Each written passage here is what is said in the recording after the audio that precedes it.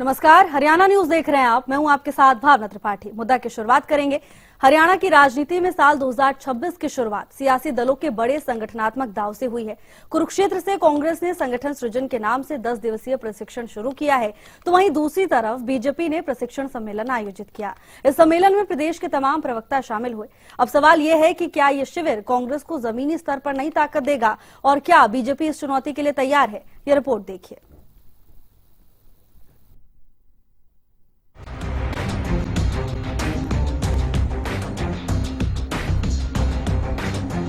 हरियाणा की सियासी तस्वीर में हलचल साफ दिखाई दे रही है। कुरुक्षेत्र से कांग्रेस ने संगठन सृजन के नाम से 10 दिवसीय प्रशिक्षण शिविर शुरू किया है।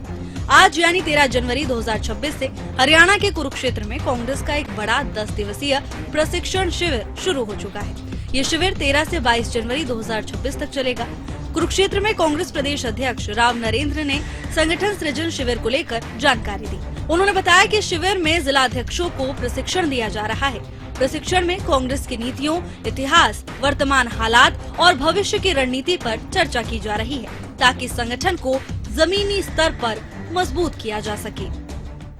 इस पावन स्थल के ऊपर पंजाबी धर्मशाला में हरियाणा और उत्तराखंड प्रदेश के नवनियुक्त जिला कांग्रेस का जो अध्यक्ष है, उनका ट्रेनिंग कैंप 10 दिन के लिए ऑल इंडिया कांग्रेस कमेटी के द्वारा यहाँ शुरू किया जा रहा है। और इस कैंप के अंदर खास तौर से कांग्रेस पार्टी से जुड़ी हुई सभी बातें, पुराना पार्टी का इतिहास, आगे पार्टी को वर्तमान में क्या करना है, भविष्य में क्या करना है, और कांग्रेस पार्टी की जो नीतियां हैं, कांग्रेस पार्टी के समय में जो कार्य हुए हैं देश के लिए, प्रदेश के लिए, वो सब हमारे जिला अध्यक्षों को मालूम होना चाहिए। किस तरह से संगठन को मजबूत करना है, किस तरह से अपनी पार्टी को अनुशासन में रखना है, किस तरह हमें इसको बूथ लेवल तक ले जाना है, इन सभी बातों को लेकर के ऑल इंडिया कांग्रेस कमेटी पूरे देश के अंदर ये कार्यक्रम शुरू किया हुआ है। अभी पिछले दिनों गुजरात में हुआ, मध्य प्रदेश में हुआ, अब हरियाणा उत्तराखंड की आज से बारी है 10 दिन की।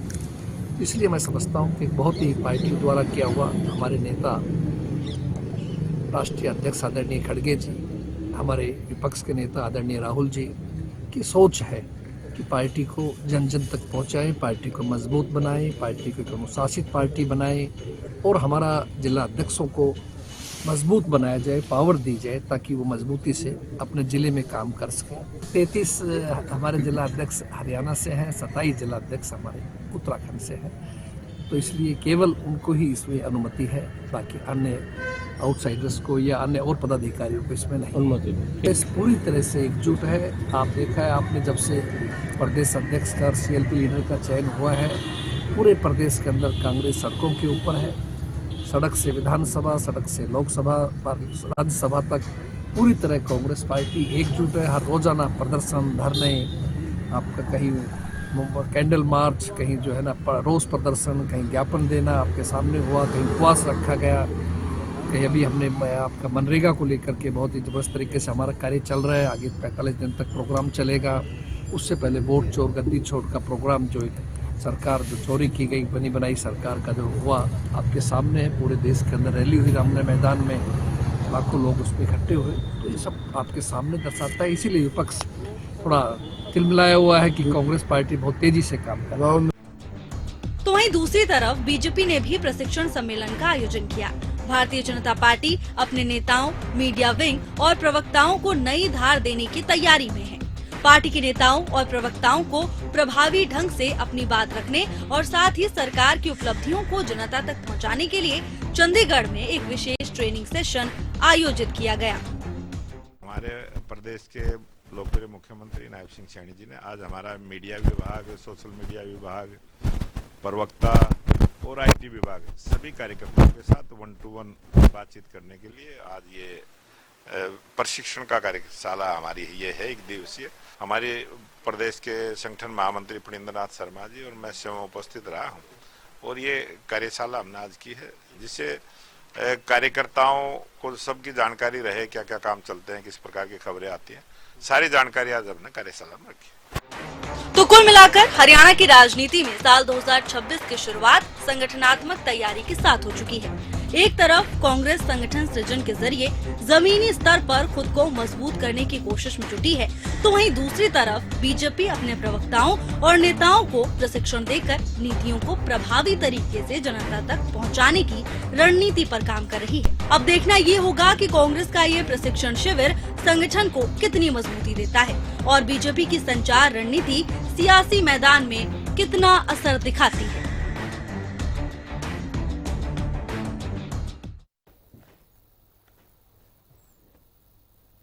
और इसी पर चर्चा के लिए हमारे साथ कुछ खास मेहमान जुड़ गए, उनसे आपका परिचय करा देते हैं। बीजेपी की ओर से शंकर धूपड़ जी हमारे साथ हैं, कांग्रेस का पक्ष रखने के लिए ललित अरोड़ा जी हमारे साथ हैं, वरिष्ठ पत्रकार राजेंद्र जौदौन हमारे साथ चर्चा में जुड़ चुके हैं। चर्चा की शुरुआत करेंगे, लेकिन उससे पहले हमारे तमाम तभी दर्शकों को और सभी मेहमानों को लोहड़ी पर्व की ढेर सारी शुभकामनाएं। शंकर जी, मैं शुरुआत आपसे ही करूंगी। क्या लगता है, जिस तरह से कांग्रेस अपने संगठन को मजबूत करने में जुटी हुई है, आपने देखा इससे पहले भी उनके संगठन में जो खामियां हैं उसको लेकर लगातार सत्ता पक्ष की ओर से सवाल उठाए गए, और अब देखिए पूरे दमखम से जुट गई है कांग्रेस पार्टी अपने संगठन को मजबूत करने के लिए। बीजेपी के लिए क्या चुनौती बनेगी? भावना जी नमस्कार। आपने लोहड़ी पर्व की बधाई दी, आपको भी बहुत बहुत बधाई। सभी दर्शकों को भी जो है लोहड़ी पर्व की बधाई, और कल वाला जो संक्रांत वाला त्योहार है मकर संक्रांति, उसकी भी बहुत बहुत बधाई। पूरे देश में ये त्योहार मनाया जाता है। आपने जो है इसके बारे में पूछा। आज भारतीय जनता पार्टी का एक प्रशिक्षण वर्ग जो है चंडीगढ़ में आयोजित किया गया था। इसमें जो है मीडिया के, सोशल मीडिया के प्रवक्ता, पैनलिस्ट, ये सारे लोग जो है इसमें शामिल हुए थे। एवं माननीय मुख्यमंत्री जी, माननीय प्रदेश अध्यक्ष जी और संगठन महामंत्री और दूसरे जो है पदाधिकारी इसमें रहे थे। उसमें जो है क्या करना है क्या नहीं करना है, वो सारी की सारी बातें, और मैं आपको आपके माध्यम से जो है आपके दर्शकों को ये बताना चाहता हूँ, भारतीय जनता पार्टी में जो ये प्रशिक्षण है ये एक सतत प्रक्रिया है। हम कोई किसी जो है दिन विशेष पर ये कार्यक्रम नहीं करते। ऐसा कोई दिन होता ही नहीं जिस दिन हमारी बैठकें ना हो, या हमारे प्रशिक्षण हमारे रोजाना चलते रहते हैं, कभी किसी लेवल पर कभी किसी लेवल पर।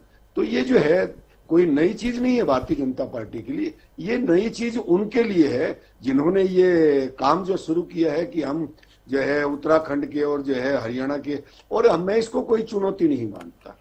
और ये जो है अनुशासन जो है ऊपर वाले लेवल पर जब होगा तो ही जो है नीचे वाले लेवल तक वो अनुशासन जाएगा। ये अनुशासन जो है, अच्छा सबसे बड़ी बात यह है कि संस्कार जो भारतीय जनता पार्टी के कार्यकर्ताओं में है, वो संस्कार पहले इन लोगों को जो है, क्योंकि गाली गलौच और दूसरी बाकी सारी चीजें जो है वो आपने देखा वो चीजें रहती है। तो सबसे पहले तो प्रशिक्षण में मेरा ऐसा मानना है कि संस्कारों को जो है उसका भी जिक्र क्या करेंगे वो तो उनका अपना मामला है। और ये जो प्रशिक्षण इनका रहने वाला है, अच्छी बात है, अच्छी बातें सीख करके आएंगे, लेकिन अच्छी बातें जब सिखाने वाले ही जब जो है चीजों को ऐसा ना करके चले, अनुशासन जो है अब अलग अलग टुकड़ों में जो बटे हुए हैं वो एक जगह बैठ पाएंगे नहीं बैठ पाएंगे, वो एक जगह इकट्ठे हो पाएंगे नहीं हो पाएंगे। अभी कल परसों ही मैं अलग अलग चैनल्स पर देख रहा था, सरसा में कोई जो है इनके साथ में हुआ, कभी किसी का फोटो जो है नहीं लगाया जाता तो वो जो है मुंह उठा करके दूसरी तरफ चल देते हैं। ऐसी जो दिखते हैं वो अलग अलग दिखते इनको रहने वाली हैं। और मेरा जो है इनको साधुवाद की अगर ये अपना प्रशिक्षण जो है ठीक से करें और किसी प्रकार के जो है दूसरे मिस हैपनिंग ना हो, कार्यक्रमों में कोई जो है दिक्कत ना हो, तो इसके लिए इनको एक बार साधुवाद जो अपना काम ये जो कर रहे हैं। जी भावना जी। बिल्कुल ललित जी, जिस तरह से लगातार गुटबाजी को लेकर, कमजोर संगठन को लेकर बीजेपी सरकार सवाल उठाती रही है कांग्रेस पर, अब एक बार फिर से वही बयान सुनने को मिल रहे हैं आपके प्रशिक्षण शिविर पे, धरातल पर कितने कारगर साबित होंगे?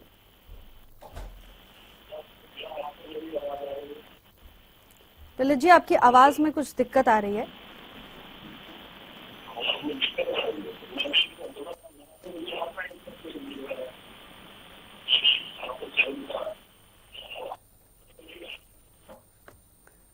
ठीक ठीक है ललित जी, मैं आपके पास दोबारा लौटूंगी जब तक टेक्निकल चीजें ठीक होती हैं। राजेंद्र जी, आपको क्या लगता है फिलहाल जमीनी स्तर पर कौन ज्यादा मजबूत है, और जो जिस तरह से कांग्रेस पूरे दमखम से जुट गई है, अब कांग्रेस ऐसा लग रहा है कि अपने संगठन को मजबूत करके ही मानेगी, क्या बीजेपी के लिए बड़ी चुनौती साबित हो सकती है? नहीं, देखिए ऐसा है कि कांग्रेस को तो प्रशिक्षण की भी जरूरत है और बदलते हुए माहौल के हिसाब से अपने आप को ढालने की भी जरूरत है। और मुझे लगता है कि जो जिलाध्यक्षों का इन्होंने हरियाणा के जो सभी जिलाध्यक्षों का जो प्रशिक्षण सत्र आयोजित किया है, जिसमें उत्तराखंड वालों को भी शामिल किया है, तो उसका उद्देश्य यही दिखाई देता है कि राजनीतिक परिदृश्य लगातार बदल रहा है और भारतीय जनता पार्टी की तरफ से जो है अपनी रणनीतियां और नीतियां और चुनाव आयोग की तरफ से जो व्यवस्थाएं सब लगातार बदल रही हैं। तो किसी भी राजनीतिक दल को निचले स्तर तक के अपने इकाइयों को और अपने कार्यकर्ताओं को प्रशिक्षित करना तो जरूरी हो जाता है। मुझे लगता है कि कांग्रेस जो है यही चुनौतियों को देखते हुए और इनकी जरूरतों को देखते हुए अपने प्रशिक्षण सत्र में इन्हीं पहलुओं को शामिल कर रही होगी और वो प्रशिक्षण ठीक भी है, वो उपयोगी भी है, उससे संगठन को मजबूती भी मिलेगी और सक्रियता भी बढ़ेगी। कांग्रेस का संगठन जो है हरियाणा में काफी समय से नामौजूद था, तो अब जाके उनको जिलों की इकाइयां जिलाध्यक्षों की नियुक्तियां हुई है और प्रदेश में जो है नए अध्यक्ष भी आए हैं। तो अब देखते हैं कि किस तरह से उसकी सक्रियता बढ़ती है और किस तरह से वो भारतीय जनता पार्टी के का सामना करने के काबिल होगी। तो चुनाव में तो ठीक है कि उन्होंने प्रदर्शन ठीक ठाक किया और सत्ता में आने की उनकी जो इच्छा थी वो अधूरी रह गई। उसमें बहुत सारे कारण भी थे, तो उसमें एक गुटबाजी भी बड़ा कारण था, एक बगावत भी कारण था और भी दूसरे कारण हो, तो जैसे भी वो मानते होंगे। तो उनका अपना निवारण अनुशासन की कमी थी, पहले गुटबाजी बहुत थी, हर छोटी बात पर जो है एक दूसरे से लड़ते हुए दिखाई देते थे। कहीं कोई पोस्टर में फोटो नहीं लगा या कहीं किसी में नाम नहीं आया, कहीं कुछ है, तो अपना अपना गुट बना के वो जिस तरह से विभाजित तरीके से काम चलकर पार्टी चल रही थी।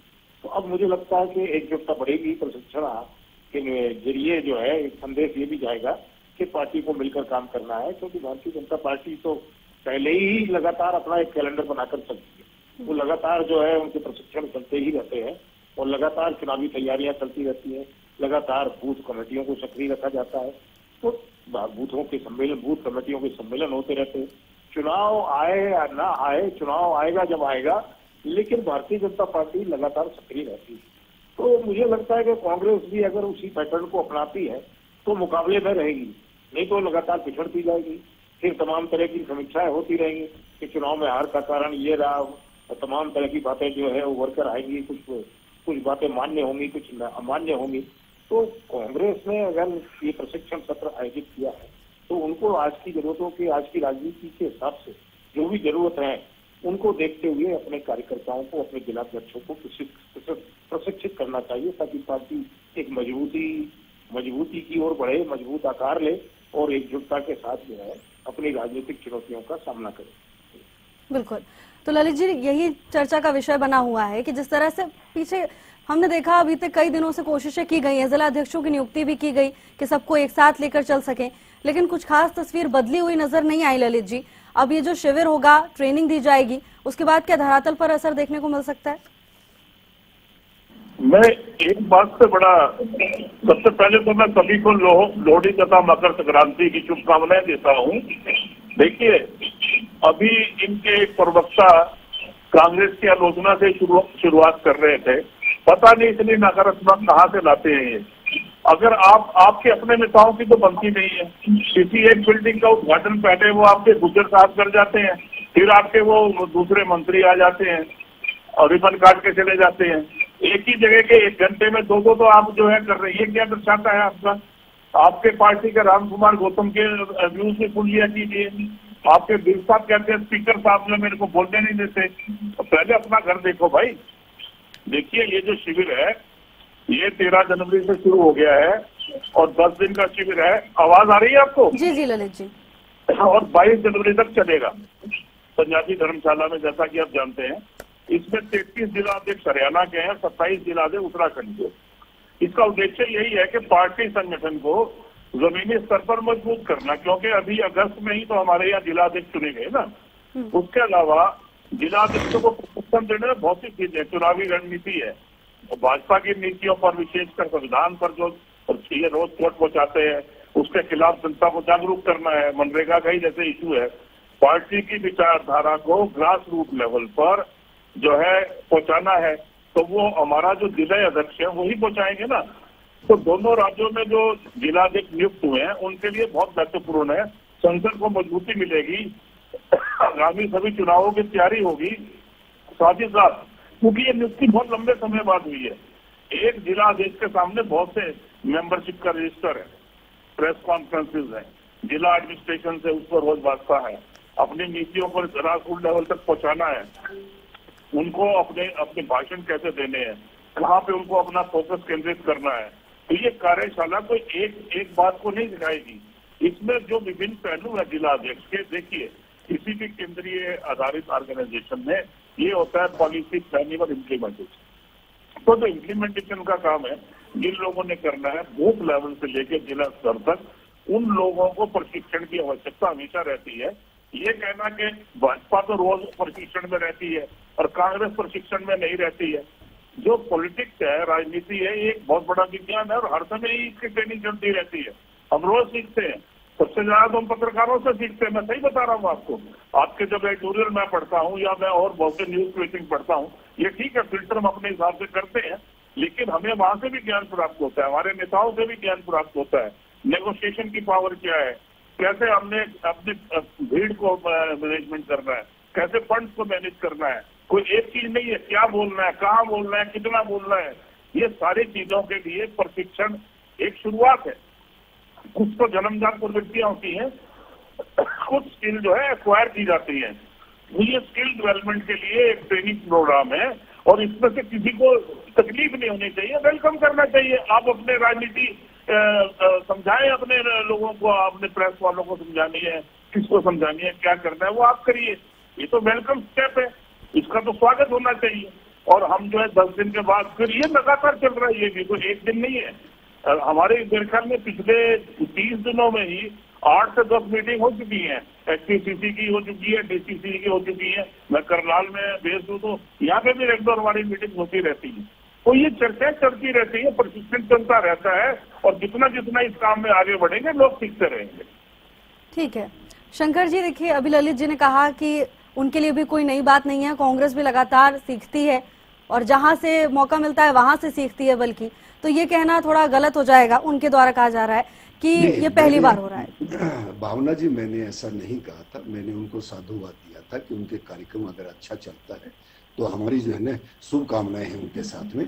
और दूसरा उनका इंटरनल मैटर है, वो क्या करते हैं क्या नहीं करते। और जो है ये जो चीजें जो उन्होंने बताई कि हम जो है चीजें सिखाएंगे, सिखाना चाहिए, लेकिन उससे पहले तो ऊपर वालों को भी तो सीखना चाहिए। जो मैंने बताया, अनुशासन जो है वो ऊपर से नीचे चलता है, नीचे से ऊपर नहीं चलता। जब जो संस्कार हैं वो अपन देंगे। जब मैं ये नहीं कहता कि वो क्या करेंगे क्या नहीं करेंगे, मैंने सबसे पहले कांग्रेसी मित्र जो अभी जो कह रहे थे, मैंने यही कहा कि भारतीय जनता पार्टी, मैंने ऐसा नहीं कहा कि कांग्रेस नहीं करती, मैंने कहा कि भारतीय जनता पार्टी में जो है एक सतत प्रक्रिया है और बूथ लेवल के जो कार्यकर्ता से, चाहे वो BLA 1 है, BLA 2 है, हमारे पन्ना प्रमुख है, हमारे जो है बूथ के अध्यक्ष हैं, हमारे बूथ की कमेटी है, माफी चाहूंगा, तो वो जो है वो सारे के सारे जो है उनके प्रशिक्षण इनके हमें चलते होंगे। लेकिन पहली बार सुनने में आया कि भारतीय की कांग्रेस जो है वो अपने जिला अध्यक्षों का कोई जो है ऐसा प्रशिक्षण वर्ग जो कर रही है, जिसकी चर्चा जो है आज के न्यूज चैनल्स में अलग अलग जो है। मेरा कहने का मतलब वही था कि जो है ये अपना प्रशिक्षण वर्ग करें, अच्छे से करें, बढ़िया बड़ा रहे। तो इन्होंने जो कहा नकारात्मकता, नकारात्मकता कौन करता है पूरा देश बहुत अच्छे से जानता है। नकारात्मकता कहां से निकलती है पूरा देश जानता है, पूरी जनता जानती है। को मीन में कौन निकालता है किसी चीज में, जिसमें नहीं है उसमें से भी निकालते हैं। तो ऐसी चीजें नहीं है। इनको जो है ऐसा जो है कार्यकर्ताओं को अच्छे अच्छे संस्कार देने चाहिए, अच्छी अच्छी बातें सिखानी चाहिए। हमारी जो है फिर से एक बार शुभकामनाएं इनके लिए। ठीक है, तो ललित जी आपने सुना, कह रहे हैं कि पॉजिटिव हैं और वेलकम भी कर रहे हैं, धन्यवाद भी दे रहे हैं, लेकिन उनका निशाना कहीं ना कहीं आला हाईकमान को लेकर भी है कि क्या हाईकमान में, पार्टी के केंद्र में इतनी ताकत है कि कांग्रेस को एकजुट करके वापस जाएगी? आप मुझे बताइए, 43 से 99 पे तो हम आ ही गए हैं, और वो आपका जो 240 पे ही रह गए हो आप, तो ये आपका ग्राफ तो गिर रहा है, चोटी के बाद ढलान आती है। आपका ग्राफ क्यों गिर रहा है, इसके कारण गिनाने लगेंगे तो कई दिन निकल जाएंगे, तुरंत बन जाएगा। लेकिन उसके लिए हम अपना संगठन मजबूत कर रहे हैं। देखिए, जिला अध्यक्ष जो है, मतदाता सूची में समय पर सुधार हो, ये उनकी ड्यूटी का पार्ट है।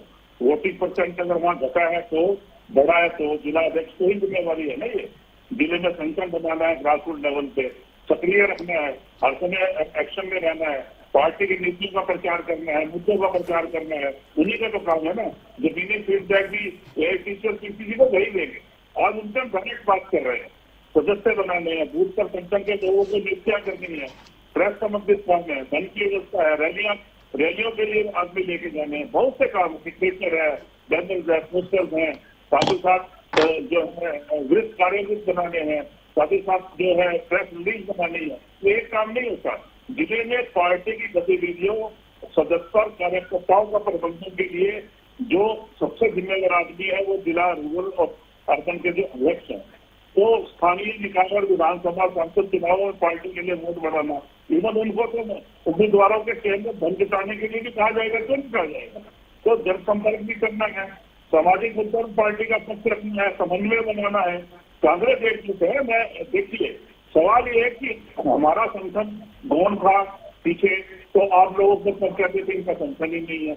अब संगठन बन रहा है तो इनको कहते हैं प्रशिक्षण क्यों दिया जा रहा है, प्रशिक्षण दे रहे हैं तो अरे आपने तो 40% तो उनको कांग्रेस से इंपोर्ट कर रखे हैं और आप संस्कारों की बात कर रहे हो।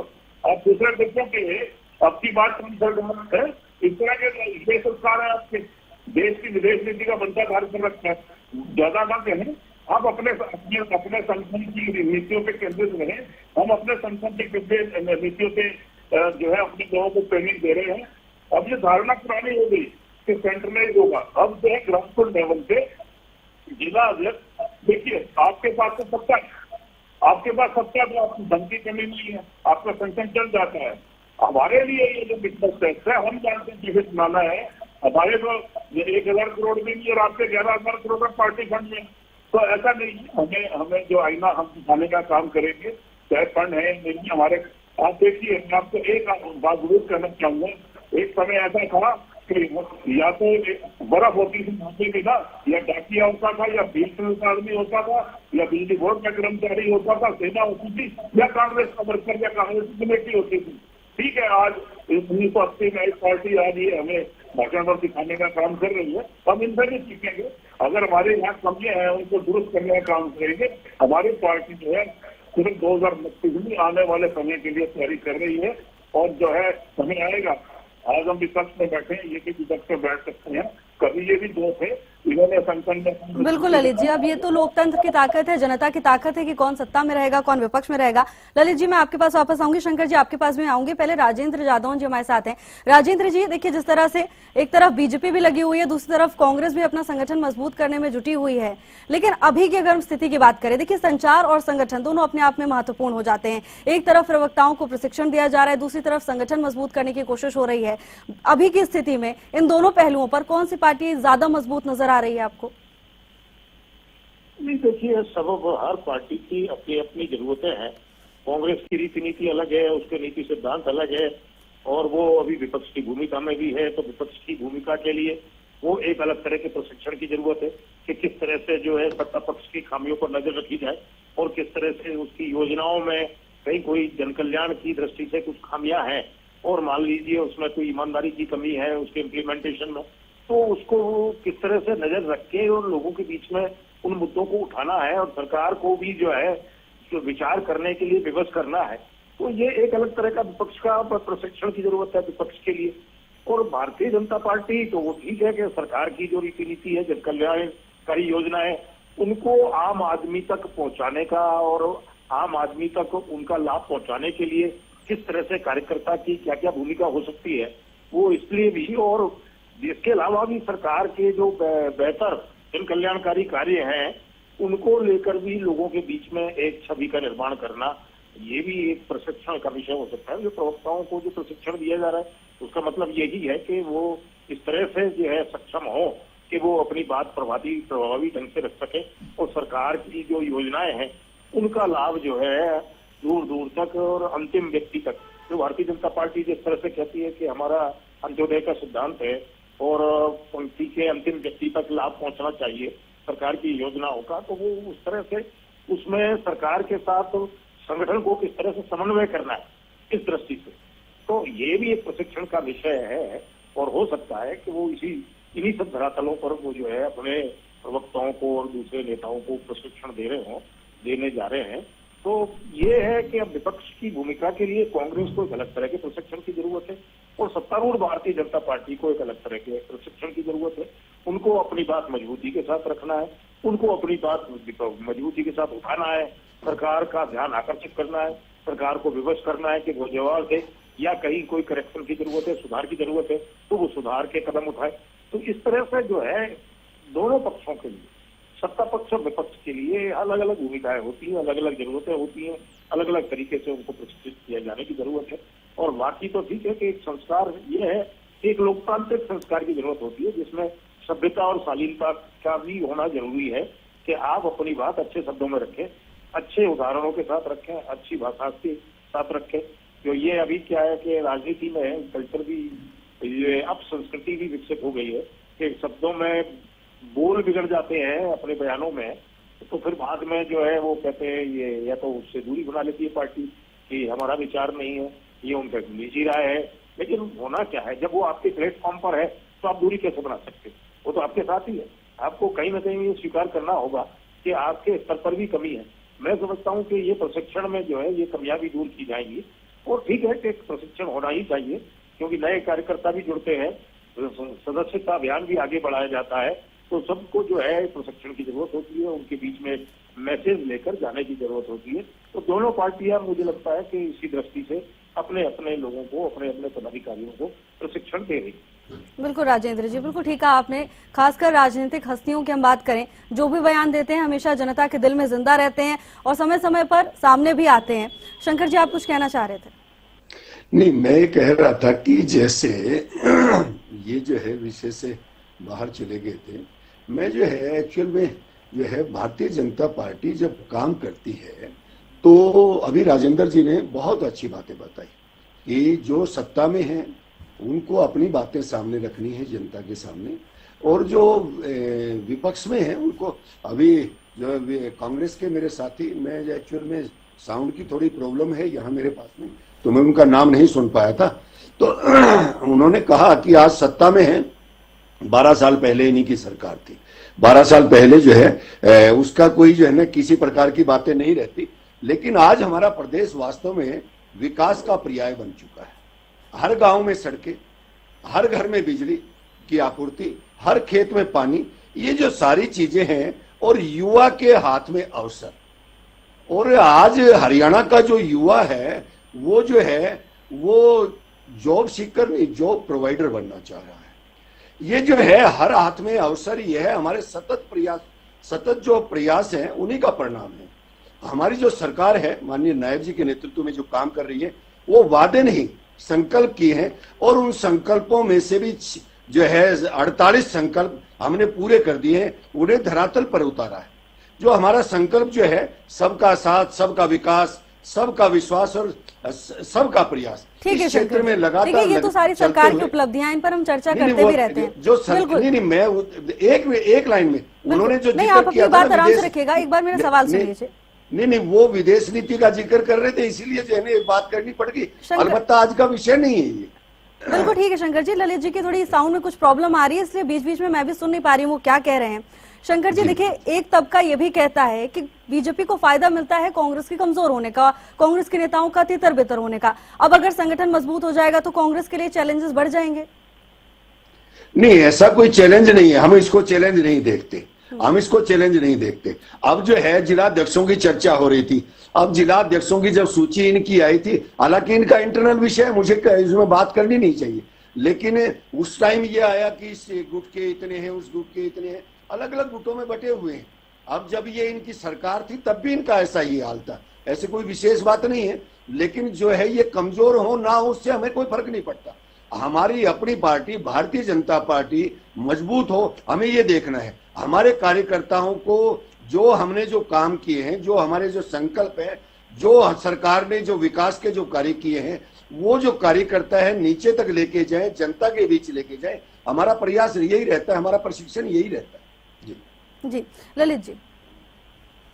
देखिए, बात इनकी ना 3-4 बार इन्होंने संस्कार शब्द का प्रयोग किया कि संस्कारों की कोई बात, भाजपा के संस्कार बहुत अच्छे हैं या कांग्रेस के संस्कार कैसे हैं।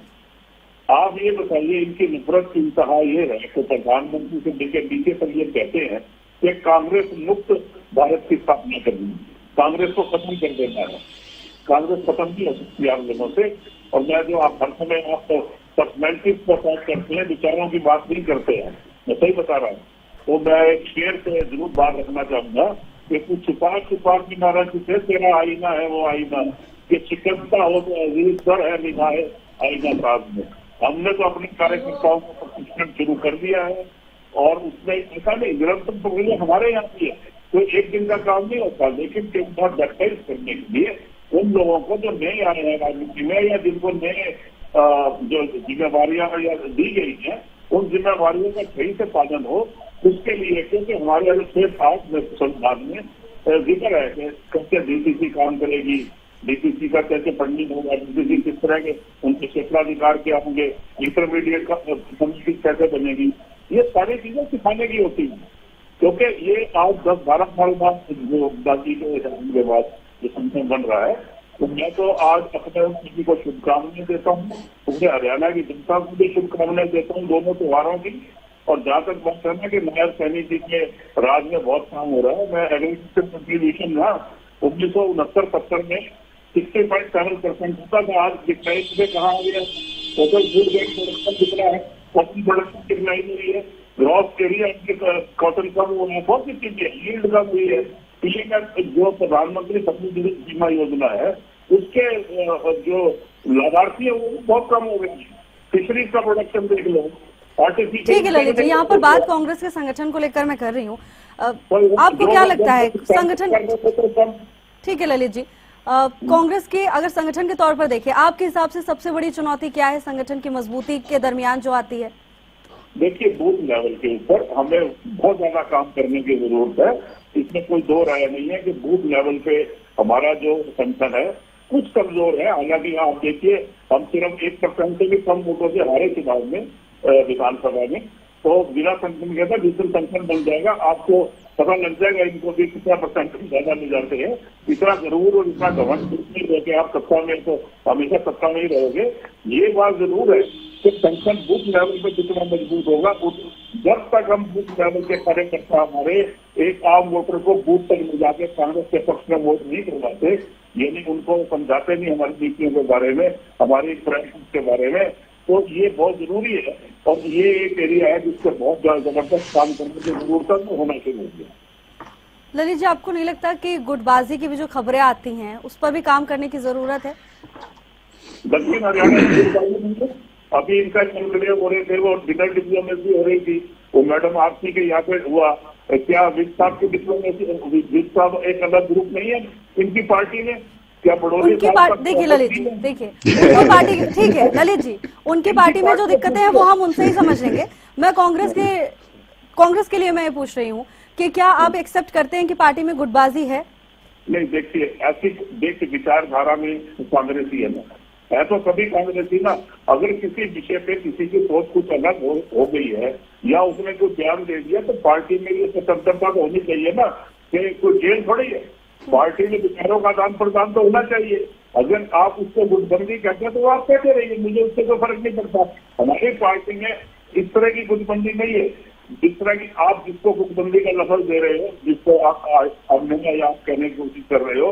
और अब धीरे धीरे पार्टी में एकदम समन्वय हो जाएगा। नए अध्यक्ष आ चुके हैं, कहीं अगर थोड़ी बहुत कसर है तो दूर कर दी जाएगी, ऐसा कुछ नहीं। ठीक है ललित जी, हम तो जो देखते हैं वही कहते हैं और जो बयान सामने आते हैं अलग अलग, ठीक है, आप उसे स्वतंत्रता का नाम दे रहे हैं। राजेंद्र जी, क्या आपको लगता है कि जो तस्वीरें कांग्रेस के मंचों से अलग अलग नेताओं से जो बयान सामने आते हैं वो फ्रीडम ऑफ स्पीच है पार्टी में, या सच में गुटबाजी है? राजेंद्र जी। गुटबाजी तो प्रकट होती रही है। पहले जो है आप देखिए कि कमलनाथ जी को बनाया गया था वो हरियाणा कांग्रेस प्रभारी, तो तब जो है सब नेता एक दूसरे के खिलाफ बयान देते रहते थे। उन्होंने सब नेताओं की बैठक बुलाई दिल्ली में और ये कहा कि भाई कोई एक दूसरे के खिलाफ बयान नहीं देगा, और अगर कोई समस्या है, कोई इश्यू एक दूसरे के साथ है तो उसको पार्टी के मंच पर ही उठाया जाए और वहीं उसके समाधान की बात की जाए। तो अब ये ठीक है कि चलिए नकार रहे हैं, तो मैं समझता हूं तो उसको इस तरह से नकारा जाए की बात सोचते हैं, तो वो लोकतंत्र में अपोजिशन का मजबूत होना भी जरूरी है।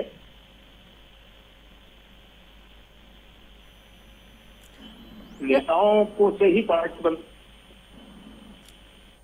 राजेंद्र जी, आपकी आवाज नहीं आ रही है ठीक से, आप जल्दी से अपनी बात को दोबारा दोहराइएगा, फिर लास्ट कमेंट का समय हो रहा है। नहीं, मैं ये कह रहा था कि पार्टी जो कांग्रेस में गुटबाजी है वो समय समय पर रही है।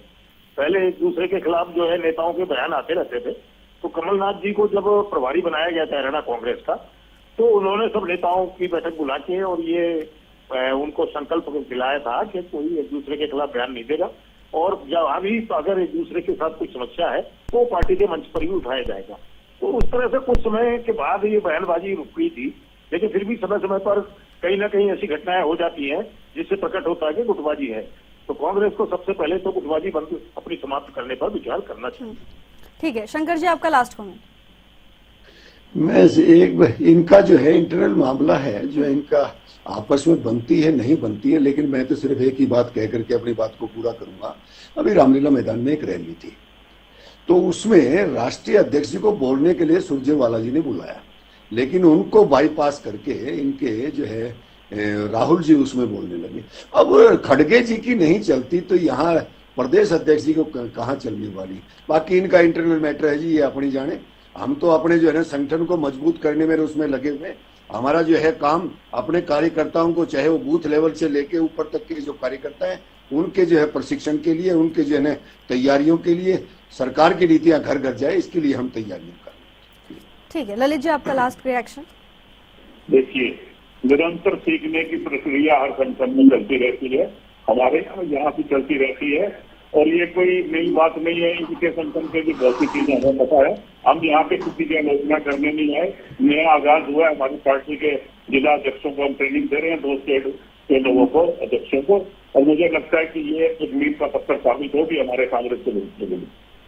ठीक है, राजेंद्र जी। ये ऐसा है कि सब पार्टी को, हर एक पार्टी को अपने अपने प्रशिक्षण शिविर आयोजित करने का जो है एक तरह का दायित्व होता है कि वो प्रशिक्षित रखें अपने कार्यकर्ताओं को। बदलती राजनीति रोजाना बदलती है, मुद्दे बदल जाते हैं, राजनीतिक के परिदृश्य बदल जाता है, देश का और प्रदेश का और अंतर्राष्ट्रीय परिस्थितियां बदल जाती हैं और उनका प्रभाव भी देश पर पड़ता है। तो हर तरह से प्रशिक्षित करने की जरूरत है। एक राजनीतिक दल जो है वो जिम्मेदार होता है, क्योंकि वो जो है उसको लोकतंत्र को आगे बढ़ाना है, सरकार को भी एक तरह से उसको जो है गाइड करना है। विपक्ष को हम विरोध की भाषा में देखते हैं, लेकिन असल में वो किसी न किसी अपनी भाषा से, अपने बयानों से, अपने आंदोलनों से, अपने प्रदर्शनों से सरकार को आगाह करता है, गाइड भी करता है। तो उस दृष्टि से प्रशिक्षित होना भी जरूरी है। जब तक एक एक कार्यकर्ता निचले लेवल तक का प्रशिक्षण नहीं होगा तो वो पार्टी ठीक से मजबूती के साथ काम नहीं कर सकेगी। तो मुझे लगता है कि इस दिशा में दोनों ही पार्टियां ठीक से काम कर रही हैं, वो अपने अपने कार्यकर्ताओं को प्रशिक्षित कर रही हैं, तो ज्यादा अच्छा है। बिल्कुल, आप सभी मेहमानों का बहुत बहुत धन्यवाद आपके समय के लिए। तो हरियाणा में सियासत की शुरुआत संगठन की मजबूती और प्रशिक्षण सम्मेलन के साथ हो रही है, यानी संचार और संगठन को मजबूत करने की कवायद दोनों ही सियासी दलों की ओर से तेज की जा चुकी है। लेकिन सबसे बड़ी बात है कि शक्ति प्रदर्शन शिविरों या सम्मेलनों में नहीं होता, ये होता है चुनाव के दौरान। चुनाव के दौरान क्या नतीजे आते हैं, जनता क्या फैसला सुनाती है, अब देखना होगा किसकी राजनीतिक धार ज्यादा मजबूत होती है और किसका असर कितना गहरा होता है। फिलहाल की इस चर्चा में मेरे साथ बस इतना ही। आप देखते रहिए हरियाणा न्यूज। नमस्कार।